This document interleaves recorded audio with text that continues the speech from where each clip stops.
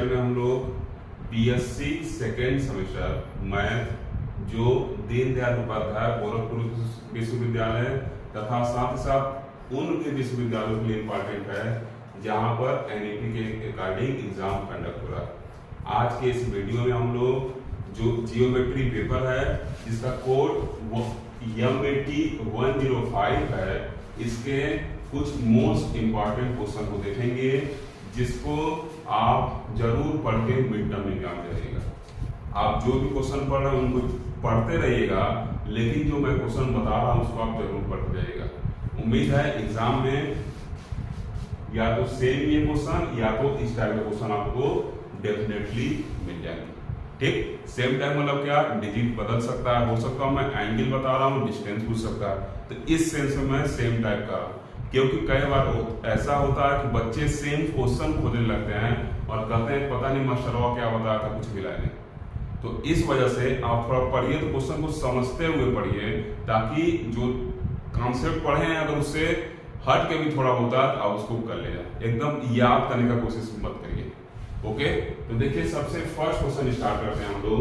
पहला क्वेश्चन क्या कर रहा है कि if the coordinate of P and Q, दो पॉइंट दिया है, कह रहा है इसका कोऑर्डिनेट P एंड Q दो पॉइंट दिया है और कह रहा है कि इसका कोऑर्डिनेट क्या है x1 y1 z1 और x2 y2 z2। Okay, x1 y1 z1 का और x2 y2 z2 का वैल्यू कुछ भी हो सकता है।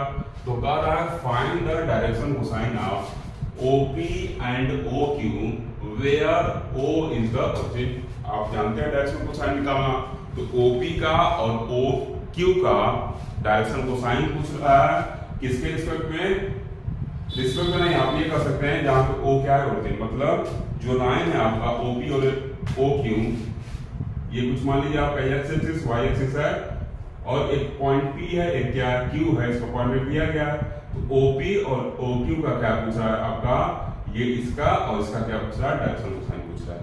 ठीक, हो सकता है एग्जाम में डायरेक्शन कोसाइन निकालने के जब दे तो कुछ ऐसे भी दे सकता है, दे कि कोई मान लीजिए यहाँ ऐसे वैल्यू दे सकता है 3 4 5, या आप ऐसे कर सकते हैं 3 -4 5, और दूसरा वैल्यू इसका क्या दे सकता है 2 3 -6, ऐसे भी आपका वैल्यू एग्जाम में आ सकता है।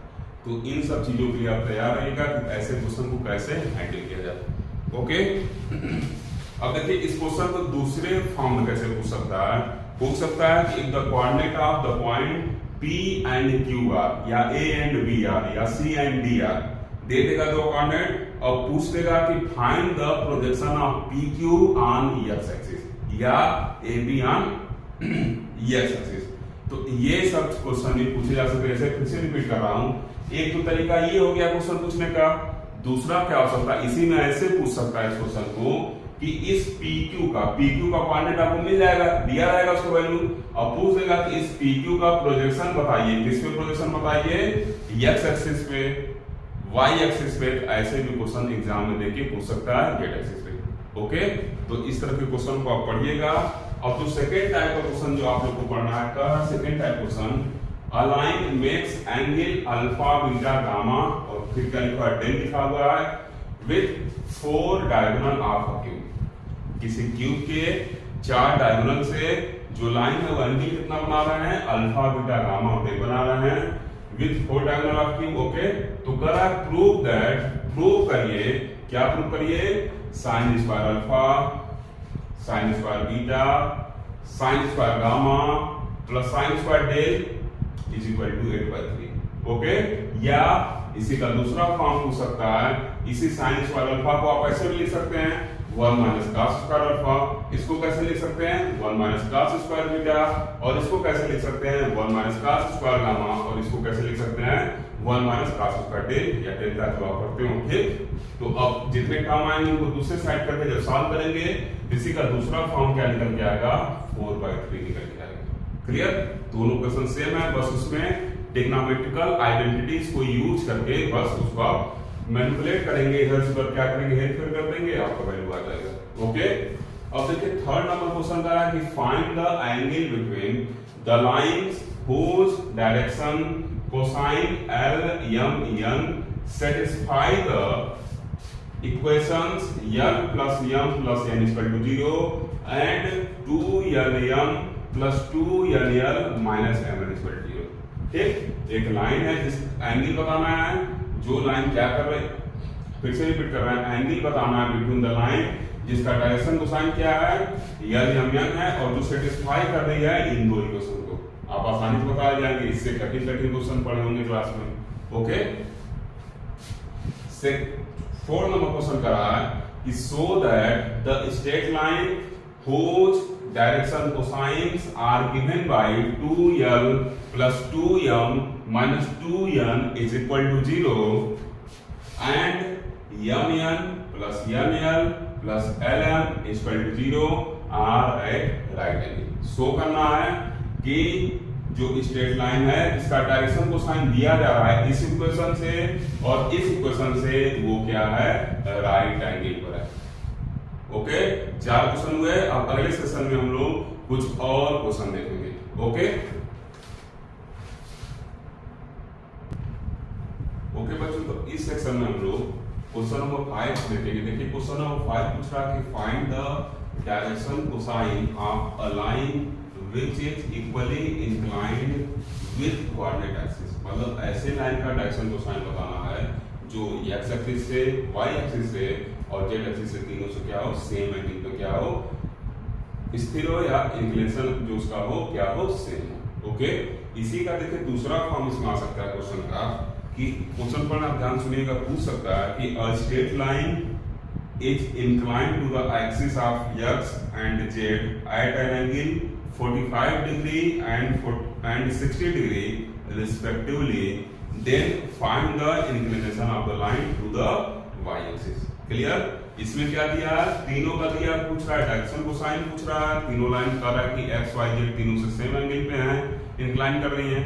दूसरा क्वेश्चन जो पढ़ रहा हूँ किस फॉर्म में दिया, ये दिया है कि एक स्ट्रेट लाइन है जो इंक्लाइन है x और z एक्सिस पे कितने एंगल पर, 45 और 60 पर, और पूछ रहा है कि तब उनका इंक्लिनेशन कितना होगा, किससे, y एक्सिस से। ठीक, आप निकाल ले जाएंगे। अब देखिए इसी का एक फॉर्म और मैं पढ़ रहा हूँ, इसी का दूसरा जो फॉर्म हो सकता है, दूसरा जो क्वेश्चन इस कैटेगरी का है, कह रहा कि find the angle between line whose direction cosine are proportional to the 1 to 1 and 1 1। देखिए पूछ रहा कि direction cosine are proportional to 1 to 1 and -1 1 0। ठीक, तीसरा फॉर्म जो इसका है क्या है कि एंगल बताना है बिटवीन द लाइन जिसका डायरेक्शन कोसाइन क्या है, 1 to 1 और -1 1 0 पे क्या है, प्रोपोर्शनल है। ओके, अब देखिए प्लेन के कुछ क्वेश्चन हम लोग देखेंगे, जो सेकंड चैप्टर आपका प्लेन। तो देखिए प्लेन का जो क्वेश्चन है 6 नंबर क्वेश्चन कह रहा कि find the equation of plane, कह रहा कि इक्वेशन ऑफ प्लेन बताइए थ्रो पॉइंट -1 1 एंड 1 1 1। आप निकाल ले जाएंगे इजली। और क्या कर रहा है, और उस पे कंडीशन क्या है, and perpendicular to the plane x plus 2 plus x plus 2y plus 2z is equal to 5 and parallel to x axis। ठीक, ये क्वेश्चन है आपका। इसी का दूसरा क्वेश्चन इस पर किस तरीके से पूछ सकता है, कह सकता है कि find the equation of plane through line of intersection of the plane. लिख रहा हूं, आप देखिएगा, समझिएगा इस क्वेश्चन को। ax plus by plus cz plus d is equal to 0 और a x dash plus b y dash plus c z dash plus d dash is equal to 0। ठीक, अब इसे क्वेश्चन पढ़ा हूं, इसी का जो दूसरा फॉर्म है, find the equation of plane through line of intersection of planes ax plus by plus cz plus d is equal to 0 and ax dash plus by dash plus cz dash plus d is equal to 0 and perpendicular to the xy plane। और किसके perpendicular है, ये क्या है, perpendicular है जो line पास हो रहा है किसके, xy प्लेन के। क्लियर है, तो ये इसका दूसरा फॉर्म हो सकता है। ओके, अब फिर देखिए इसी का एक फॉर्म और मैं बता रहा हूं, क्या हो सकता है, find the equation of plane through 1 2 3 and parallel to the plane 3x plus 4y minus 5 equal to 0। मतलब तीन कैटेगरी क्वेश्चन इसमें बन सकते हैं प्लेन का, या तो दो प्लेन से पास हो रहा हो, परपेंडिकुलर हो, ये जैसा केस है, या तो प्लेन से इस पॉइंट से पास हो रहा हो और परपेंडिकुलर हो इस प्लेन के, या इस पॉइंट से पास हो रहा हो और क्या हो, पैरेलल हो किसी दूसरे प्लेन इसके। ठीक, तो छठवें में हम लोग तीन कैटेगरी का क्वेश्चन देखे, तीनों क्वेश्चन एक दूसरे से मिलते जुलते हैं। ओके, अब देखिए 7 नंबर क्वेश्चन कर रहा है कि find the image of point 213 in the plane x plus 2y minus z plus 2 equal to 0। मतलब इस पॉइंट का इमेज निकालना है, किस प्लेन में निकालना है, x plus 2y minus z plus 2y equal to 0। Okay, अब यह नंबर क्वेश्चन हम देखेंगे। यह नंबर क्वेश्चन क्या है, prove that the equation a upon y minus z plus b upon z minus x plus c upon x minus y is equal to 0 represents a pair of plane। बताना है कि जो दिया गया equation है वो क्या रिप्रेजेंट कर रहा है, एक पेयर ऑफ प्लेन्स को रिप्रेजेंट कर रहा है। ओके, 9 नंबर क्वेश्चन कर रहा है कि find the angle between the line x minus 3 by 2 is equal to y minus 4 by 3 is equal to z minus 5 by 4 and the plane 4x plus 4y minus 5z is equal to 0। इसके बीच में हम लोग को क्या करना है, angle बताना है। ठीक, इसके बीच का क्या करना है, एंगल बताना है। ओके, अब अगले सेशन में हम लोग कुछ 2-4 और मोस्ट इंपॉर्टेंट क्वेश्चन देखेंगे और फिर उसके बाद मोस्ट प्रॉब्ली कल से हम लोग एमसीक्यू सीरीज स्टार्ट करेंगे। लगातार 4 से 5 दिन एमसीक्यू सीरीज देखेंगे और वो आपके एग्जाम में काफी हेल्पफुल होगा। ओके ओके बच्चों, तो आइए देखते हैं जो हम लोग का अगला क्वेश्चन है 10 नंबर क्वेश्चन कर रहा है कि find the equation to the perpendicular from the origin to the line x plus 2y plus 3z plus 4 equal to 0, 2x plus 3y plus 4z plus 5 equal to 0 और find also the coordinate of the foot of the perpendicular। ठीक, आप निकाल ले जाएंगे।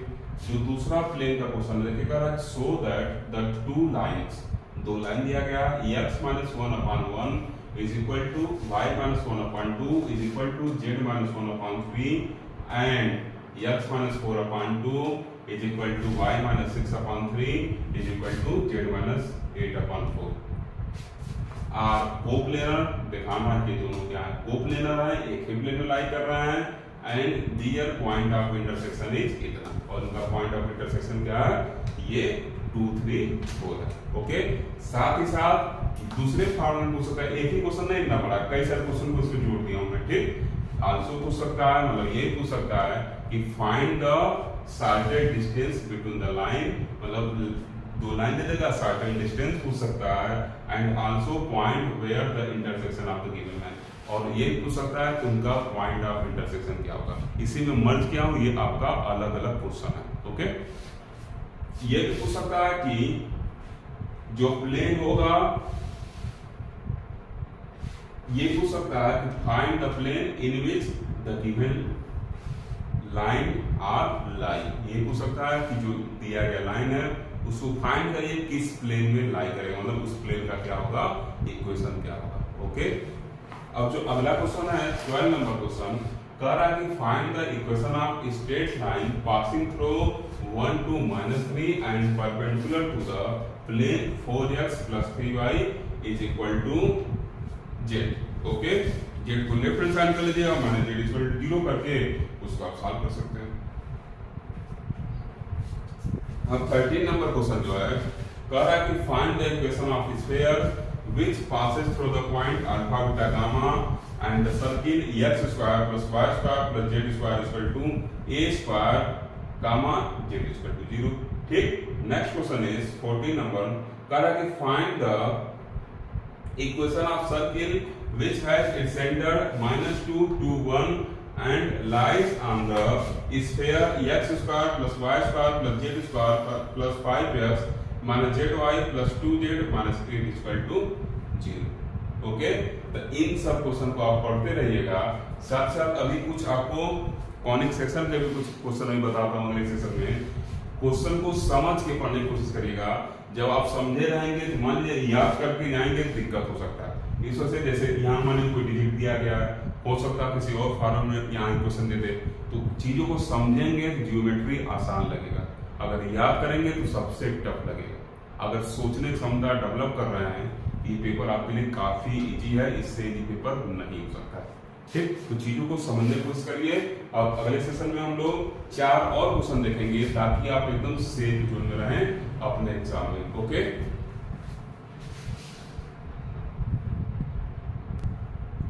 बच्चों, तो इस session में हम लोग क्वेश्चन नंबर 15 देखेंगे। कह रहा है कि find the equation of a sphere whose diameter is the line joining the points इतना इतना। ठीक, मतलब इसका डायमीटर क्या हो रहा है, इन दोनों लाइन को ज्वाइन करने क्या बन रहा है, उसका इक्वेशन बताना है। फिर देखिए अब हम लोग कॉनिक सेक्शन वाले चैप्टर चल रहे हैं। यहाँ देखिए कह रहा है कि find the equation of the cylinder whose generators are parallel to the x/1 is equal to y minus, sorry फिर से पढ़ना, x/1 is equal to y divided by -2 is equal to z/3 and which intersect the ellipse x square plus y square equal to 1 comma z equal to 3। Okay, अब फिर देखिए 17 number question कर रहा है कि find the equation of the right circular cone whose vertex is 3 to 1 and the axis is the line x minus 3/4 is equal to y minus 2/1 is equal to z minus 1/3 and semi vertical angle is 30। Okay, और 18 number question कर रहा है कि find the equation, 2 बार देखिए मैं लिख दिया इसको, find the equation of the cone whose vertex is the point alpha beta gamma and whose generating line pass through the ellipse x square by a square plus y square by b square is equal to 1 comma z equal to 0। Okay, इस तरह से हम लोग 18 question mid term exam के regarding discuss कर लिए हैं। इन question को आप पढ़ लीजिएगा एक बार। आप जो भी क्वेश्चन पढ़ उसको पढ़ते रहेगा, मैं ये नहीं कहूंगा कि उनको आप स्किप कर दीजिए, लेकिन इनको भी एक बार आप जरूर पढ़ लीजिएगा। ओके, और अगर समय रहा आने वाले 4-5 दिनों में आपको अच्छा खासा एमसीक्यू प्रोवाइड किया जाएगा, जिससे आपको एग्जाम में काफी ज्यादा हेल्प मिलेगा। ओके, आप टेलीग्राम पे जाकर जुड़ सकते हैं इस चैनल से, व्हाट्सएप के थ्रू जुड़ सकते हैं तथा साथ ही साथ इंस्टाग्राम पे जुड़ सकते हैं। हर एक लिंक और जितना भी प्रीवियस ईयर में मैं मैथ का जियोमेट्री का डाला हूँ एमसीक्यू, उसका सब कुछ लिंक जो है प्लेलिस्ट बना के डिस्क्रिप्शन बॉक्स में दिया गया, वहां जाके आप बाकी कुछ एमसीक्यू को भी देख सकते हैं। Okay, thank you, best of luck for your exam.